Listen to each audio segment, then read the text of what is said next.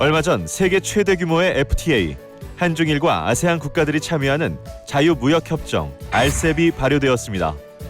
이와 함께 또 다른 초특급 규모의 FTA도 주목받으며 우리 대한민국이 이 협정 가입을 추진 중인데요. 그건 바로 점진적 포괄적 환태평양 경제동반자 협정인 CPTPP입니다. 이름이 암호처럼 어렵지만 이 협정은 아시아 태평양 지대 11개국이 가입해 총 인구 5억여 명, 전 세계 교역량의 약 15%에 해당하는 슈퍼 울트라급 FTA인데요.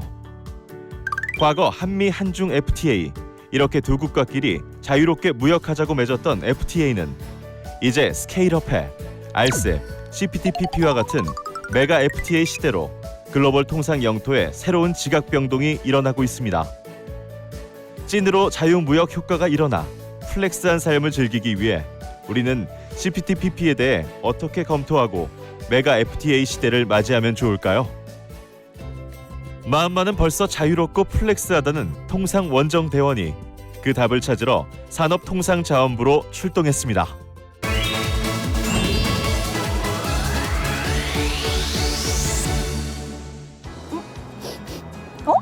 어디서 타는 냄새 안 나세요? 제 마음이 불타고 있잖아요. 핫하디 핫한 통상 핫이슈가 있는 곳이면 어디든 간다. 안녕하세요. 통상 원정대원 해팍입니다. 오늘 제가 알아볼 이슈는요, 메가 FTA인 CPTPP인데요. 이게 뭐의 약자냐? 제가 또 공부를 해왔죠. C, Comprehensive Progressive Agreement for T. 트랜스퍼시픽 파트너십, 요 약자입니다. 이걸 또 번역을 해보자면 어그리먼트 협정, 파트너십. 뭐 저보다도 이 CPTPP 개념이나 특성은 전문가가 더 잘 알고 있지 않겠어요? 그럼 지금 바로 산업부로 들어가서 자세히 알아보도록 하겠습니다. 렛츠 고! 들어오세요. 피디님, 저 진짜 영어 모르는 거 아니고요. 진짜 창피해.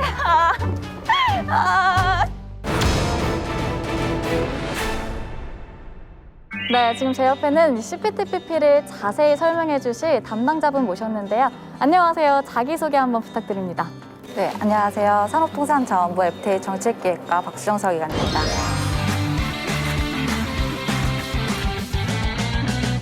네, 서기관님 반갑습니다. 이 CPTPP, 이게 발음도 너무 어렵고 말이 굉장히 길잖아요. 그래서 요새 이 협정이 뉴스나 기사에 많이 나오긴 하는데 사실 정작 잘 모르시는 분들이 많을 것 같아요. 또 과거 우리가 맺었던 FTA랑 뭐가 다른지도 좀 궁금할 것 같은데 설명 한번 해주시죠. 네, CPTPP는 싱가포르, 호주, 뉴질랜드, 캐나다, 멕시코, 일본 등 아태 지역 11개 국가가 참여하고 있는 다자간 무역협정입니다. 네. 과거에는 우리가 맺었던 FTA가 우리와 다른 나라, 공동체, 두 국가, 지역끼리 맺는 영자 FTA가 많았습니다. 그런데 이제 CPTPP처럼 여러 국가들과 한꺼번에 FTA를 맺는 메가 FTA가 활성화되고 있습니다. 이에 대해서 통상교섭본부장님께서도 놀이공원으로 비유를 하셨었는데요.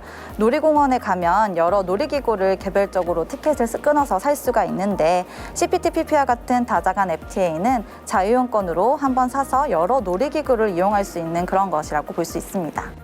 네, 놀이공원의 자유이용권이라고 하니까 이해가 진짜 쏙쏙 되는 것 같습니다. 네, CPTPP가 역내 높은 수준의 통상규범으로 국가들끼리 묶이게 되면 그 안에서 산업체, 기업체들이 자유롭게 물건을 교역하는 공급망을 형성할 수 있습니다. 안정적으로 역내 공급망을 형성하는 데 기여할 수 있는 거죠.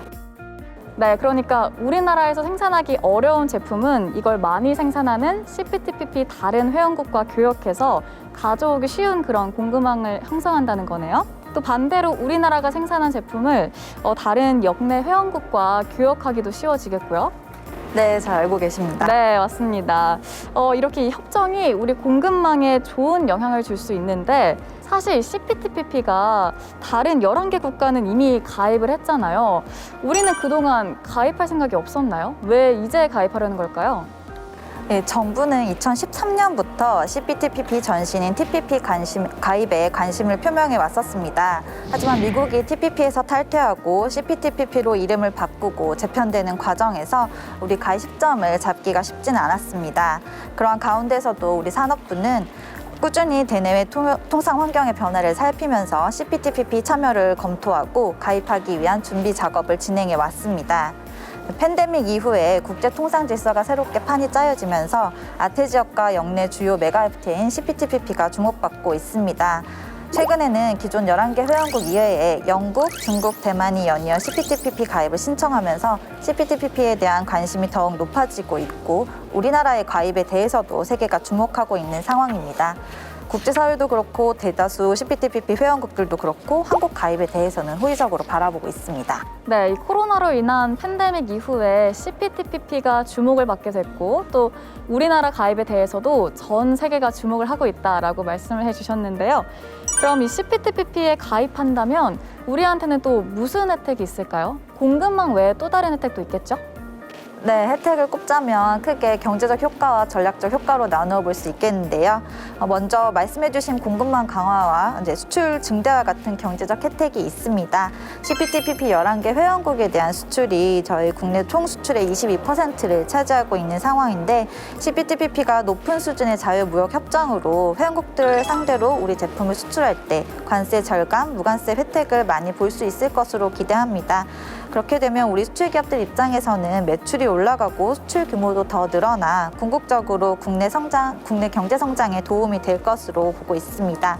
이 외에도 전략적이고 규범 측면에서 혜택이 있습니다. CPTPP는 또 다른 메가 FTA인 RCEP보다 디지털, 환경, 노동 등 새로운 통상 이슈를 포괄적으로 다루고 있는 굉장히 높은 수준의 통상 규범을 갖춘 협정입니다. 그렇다 보니 CPTPP에 도입된 규범이 앞으로 국제적 규범으로 논의가 확산되면서 CPTPP가 글로벌 통상 플랫폼으로 발전될 가능성이 큰 상황입니다. 우리가 이런 CPTPP에 가입해 활동한다면 아태 지역을 비롯해 글로벌 사회에 변화하는 통상 환경에 적극 대응하는 것은 물론 디지털 통상과 같은 새로운 통상 질서를 형성하는 데 주도적으로 참여할 수 있습니다. 또 우리가 CPTPP와 같은 국제 통상 규범에 맞추어서 국내 관련 제도를 정비하는 과정에서 우리의 통상 규범을 선진화하면서 국내 경제 체질을 업그레이드할 수 있을 것입니다. 네, 이 혜택을 두 가지로 좀 정리를 해보자면 수출 증대를 통한 경제적인 혜택 그리고 디지털 통상처럼 좀 새로운 통상 질서를 만드는 전략적 혜택까지로 이해되는데 제가 맞게 이해했나요? 네, 맞습니다. 네, 이게 메가톤급 FTA로 사이즈가 워낙 크다 보니까 혜택도 왠지 글로벌한 것 같습니다. 근데 뭐 가입해서 좋은 건 이제 충분히 알겠는데 사실 어떤 협정이든 좋은 점만 있지는 않잖아요. 우리가 괜히 이 CPTPP를 가입했다가 뭔가 피해를 보거나 부작용을 보는 일이 있지 않을까요? 네, CPTPP에 가입하는 경우에 호주, 캐나다 등 다른 국가에 대해서 추가적으로 시장 개방이 있을 수도 있습니다. 그래서 이를 걱정하고 있는 농수산업계나 중소제조업계가 피해를 보는 거 아니냐 하는 우려하는 시각이 존재하고 있습니다. 이러한 사항에 대해서 저희가 충분히 알고 있고 현재 업계 이해관계자들과 적극적으로 소통하면서 의견을 수렴하고 있는 과정입니다. 앞으로도 정부 부처가 함께 협업해서 CPTPP 가입할 경우 보안 대책이나 경쟁력 강화 대책을 선제적으로 검토해 나갈 것입니다. 그리고 CPTPP에 가입을 신청하고 본격적으로 회원국들과 협상을 진행하게 될 경우에 업계의 민감성을 최대한 반영하면서 고객에 부합하는 방향으로 협상을 추진해 나갈 계획입니다. 관련된 그 업계 이해 관계자들과 또 충분한 논의를 통해서 최대한 둥글둥글 원만하고 좋게 CPTPP 가입이 추진되고 또 진행되면 좋겠습니다. 네, 오늘 나와주셔서 감사하고요. 너무너무 도움되는 말씀 잘 들었습니다.